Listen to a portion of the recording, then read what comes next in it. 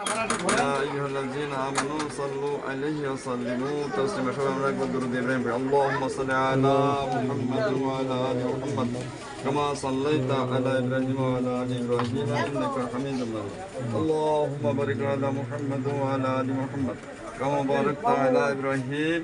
وعلى آل إبراهيم إنك حميد مجيد النكاح سنتي فمن راغب سنتي فليس مني لا حديث